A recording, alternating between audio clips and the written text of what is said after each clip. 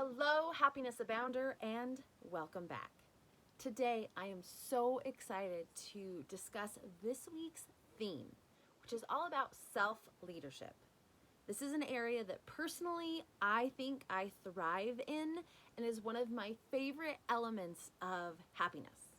Because if we can lead ourselves, then we can lead others. And if we don't break agreements with ourselves, our self-talk improves. Our emotions become more clear and we're able to work through them faster. There's so many components of self-leadership that resonate with me and with my mission to remind you that you are capable of happiness in an abundance throughout your life. So, that said, today I want to dive right into that, and I really want to dive into this thought of not missing your meetings. And here's what I mean. When I am leading my teams at work, I often have to prioritize meetings. In fact, I'm in meetings a lot. And I do my best to never miss a meeting with my direct reports because it's important that I connect with them. But what if I could transfer that to my personal life and never miss a meeting with myself? Now, this is something I struggled with for a really long time. If you've listened to some of the earlier episodes of the podcast, and in fact, anything previous to, so let's say, the last month and a half, then you may have heard me say in passing that physical self-care, specifically being active and working out, is one of my biggest hurdles.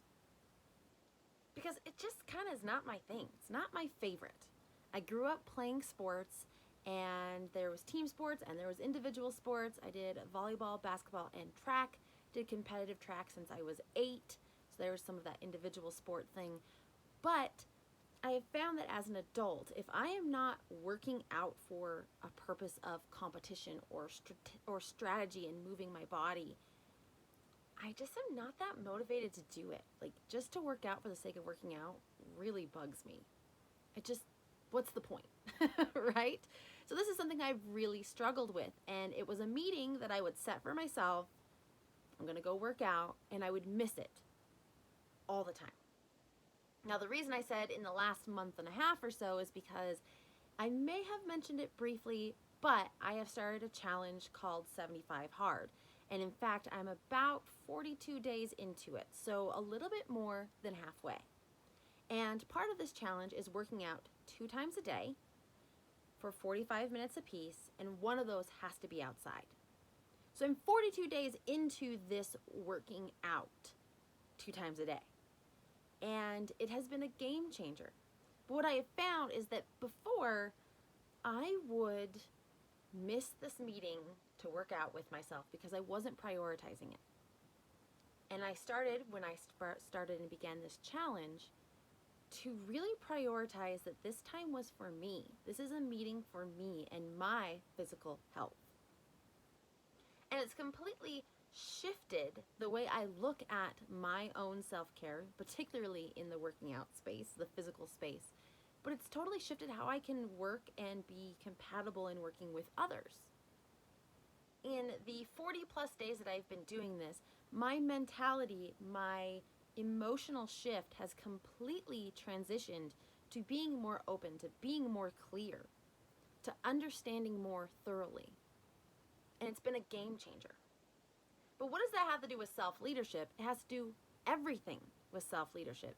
Because if I am not making my meetings with myself, if I am not prioritizing how I can lead myself by working out 2 times a day, every day, if I don't prioritize that, I'm not leading myself. And here's the thing. If you are not leading yourself, you're not leading your life. I'll say that again. If you are not leading yourself, you are not leading your life. It's crazy to think about. Granted, I'm only 40 plus days into this particular challenge, but I already feel such a sense of control and leadership in my life. These last 40 plus days have changed so many things. I'm taking more risks, not only at work, but in my business for Happiness Abound. I have gotten more freelance clients for marketing, which is a side hustle. I'm taking more risks. I'm engaging more in believing in myself. And why? Because I'm leading myself and I'm leading my life, and I'm not missing those important meetings. Now, whether those important meetings that are difficult for you are the physical working out, or the meditation, the vision boards, the declarations, the emotional management, we all have something that we don't necessarily lead ourselves in. But that self-leadership can help you lead and live your dream life.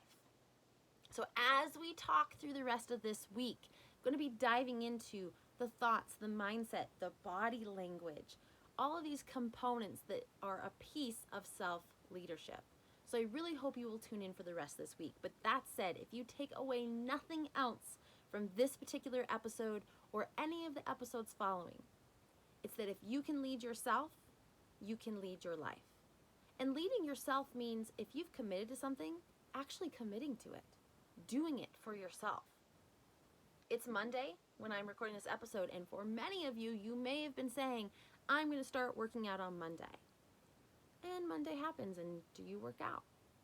Do you hold yourself accountable in the way you would hold, if you were leading a team, those people accountable?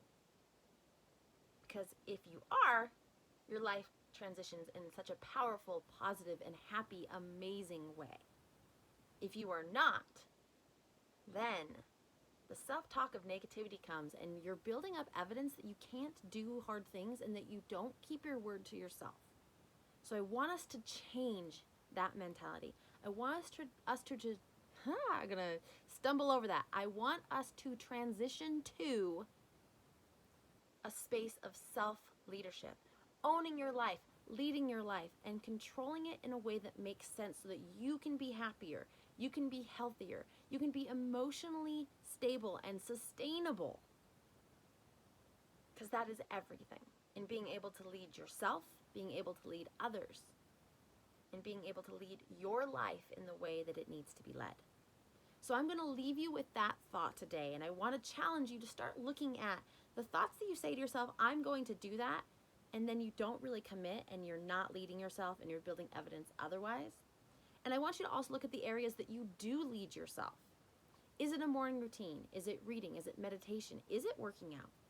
Right? Where are those areas that you lead yourself? And if you weren't leading yourself there, how would your life negatively be impacted? I want you to build that evidence of self-leadership being such a positive, impactful, and powerful thing in your life. So be sure to tune in for the rest this week as we talk about how to further develop our self-leadership, our personal leadership, and how it can impact our lives and our happiness. But in the meantime, if you liked this episode or any other episode of the podcast has resonated with you in an impactful, deep, and meaningful way, I would love to know, and I would love for you to share that experience with other people around you. You can do that in a few ways. A, share it on social media and be sure to tag Happiness Abound so that I can see it and others can see it too. Or leave a review, rate, review, and subscribe on your podcast listening platform of choice. I know that Apple Podcasts does reviews, and if you are not an Apple fan, that's okay. If you have Facebook, you can leave a review there at Happiness Abound blog. So I would love to hear from you. I would love for you to share the message of what Happiness Abound, the podcast, has done for you so that other people can join us on this journey as well. And together we can dive into having happiness abound in our lives, and particularly this week, self-leadership. So that said, have a wonderful day, and above everything else, remember, you are capable of happiness abound.